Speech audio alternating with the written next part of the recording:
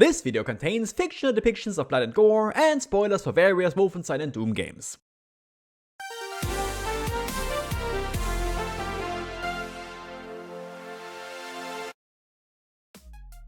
The question that has plagued video game fans for ages.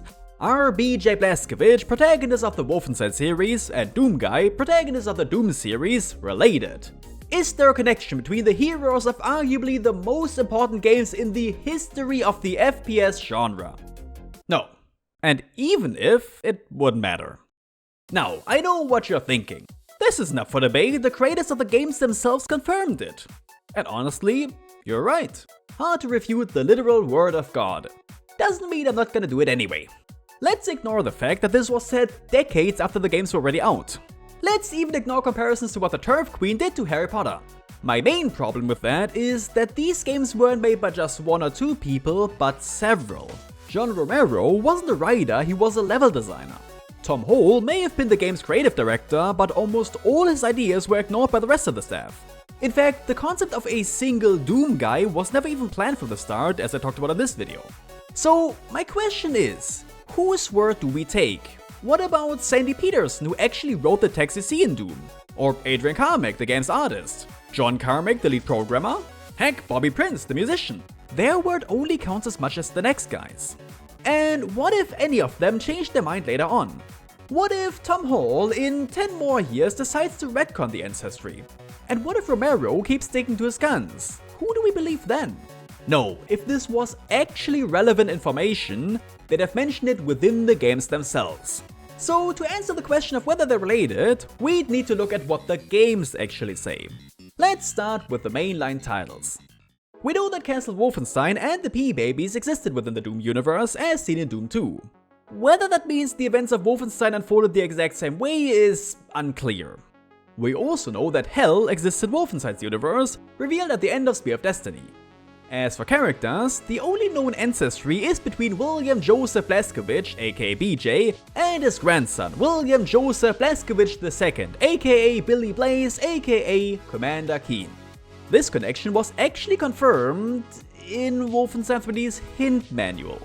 Okay, again something only added after the fact and written by who knows who, but I'll accept it. At least it came out around the same time. So these are all the official connections that can't be refuted because we can see them quite clearly ourselves. But it doesn't really answer the question, so let's head into games that came out much later. In the story of the mission packs for Spear of Destiny, it's said that the P-Babies stole technology from the future, including the UACs. This is where we can find the logo on certain crates in the game. But this doesn't tell us anything about the universes we don't already know, and the mission packs weren't even made by id Software, so they're non-canon. Wolfenstein RPG, on the other hand, was an official product. The final boss of the game is the Harbinger of Doom, a pretty obvious reference to the Cyber Demon. In fact, you even cut off the limbs that can turn into machinery in Doom. And as he gets pulled into hell, he vows to destroy your descendants. Pretty clear reference, I'd say.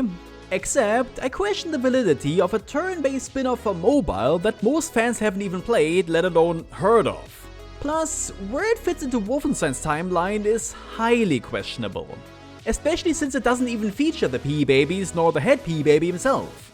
It's much closer to Wolfenstein for the SNES in that regard. Is that game canon with Startmeister and the Master State? What about the other censored Wolfenstein ports? Another mobile spin-off is Doom 2 RPG, in which you can choose to play as Stan Blazkowicz. In the first Doom RPG, the protagonist is just straight up called BJ Blazkowicz, who is an entirely separate person. Because I guess this wasn't confusing enough. But the previously mentioned problems still apply, especially since the story for both titles is more inspired by Doom 3, which was a reboot and contradicts the events of previous games. Despite this, the official Doom RPG website claims they are all connected by the player character. Is your head smoking yet? Because mine sure is. And the further we look, the worse it gets. Because both Wolfenstein and Doom have pretty convoluted and often contradictory timelines. Wolfenstein 3D, for instance, has been retconned by every subsequent game, including Return to Cast Wolfenstein. No, it's not a sequel, but a reboot. Wolfenstein 2009 is a direct sequel to that one, but according to the motion comic trailers, also to Wolfenstein 3D and Spear of Destiny. Which includes BJ killing Hitler, contradicting parts of the previous game.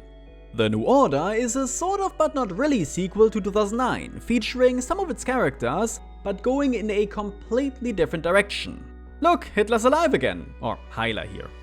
The Old Blood is even a partial retelling of Return to Wolfenstein, meaning that one's off the table as well. Doom is just as bad, if not worse. At least Wolfenstein always shared the same protagonist. Doomguy, as we know him, only appears in Doom 1, 2, and 64. Doom 3, as previously mentioned, rebooted the series and features a completely unrelated main character. This trend was kind of continued with Doom 2016 and Eternal, whose plots are basically just the events of Doom 1 and 2.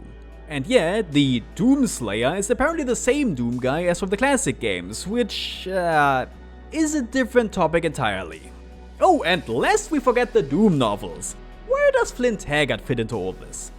So, before we can answer the big question, we need to answer another one. Which BJ and which Doomguy are we even talking about? They can't be the ones from older games because that makes absolutely no logical sense. Now, you'd probably say that BJ from Wolfenstein 3D and Doomguy from the classic Doom games are related. But even then, doesn't that matter when one of those games has been retconned out of existence by its own series? And aside from that, narrowing it down to a few titles makes it carry a lot less impact than the BJ and the Doomguy are related. It's like how Bowser from Mario has a brother, who only appeared in a single game that hasn't been referenced again since the 90s. Alright, even if we suspend our disbelief so much and agree that Doomguy and BJ are in fact related, what does it add to their characters? Are either of them stronger or cooler now? Does it lend their actions more gravitas? They lived hundreds of years apart and never interacted with each other, not even with someone who thinks they're related. It doesn't change a thing. At best it makes you go, huh, that's neat, and move on. I mean, if your great-grandpa suddenly appeared next to you, would you really feel a connection to him? I'd say not. And why stop there? Why should only these two be related? Why not also Quake guy, the lads from Heretic and Hexen, or the guy from Catacomb? Is Doomguy killing the cyber demon more impactful if you know that he's related to dangerous freaking Dave? If anything, I'd argue it devalues these characters. Doomguy especially was designed to be as ambiguous as possible. He may have a bit of a backstory, but it doesn't change the events of the game in any way. We don't even know his name, which is why he's just called our hero on the credits of Doom 2 and Doomguy by everyone else. Because he was meant to be a stand-in for the player. It's not Doomguy who tackles these challenges, but the person behind the keyboard.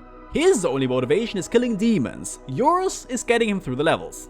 As I pointed out in this video, he's just the personification of the good against the evil and can take literally any other form. The answer to the question whether anyone can rise up and be a hero, fighting for what's right.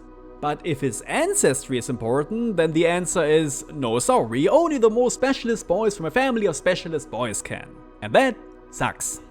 So, to summarize, no, BJ and Doomguy are not related. And even if they were, it wouldn't make the games any better. The only connection between them that I could see is the one of Machine Games BJ and the Doomslayer. Because at least those games focus on telling a cohesive story, where the protagonists are real characters with their own motivations and personalities. Unlike the classics, where story was more like story in a porno, existing solely to justify the action. But even then, a blood connection wouldn't really make a difference. Anyway, I hope I was able to convince you and put this old discussion to rest. Am I saying that I'm the expert on this topic and my opinion carries more weight than anyone else's? No, that's for you to say. But I'd still be interested in what you think, so please let me know down below. And if you've enjoyed the video, then show me that by leaving a like, a comment, and even by subscribing to my channel. You can also donate to my Patreon to support me directly, and in return, see new videos 1 week earlier than everybody else. Anything is appreciated. But for now, thank you very much for watching, have a wonderful day, and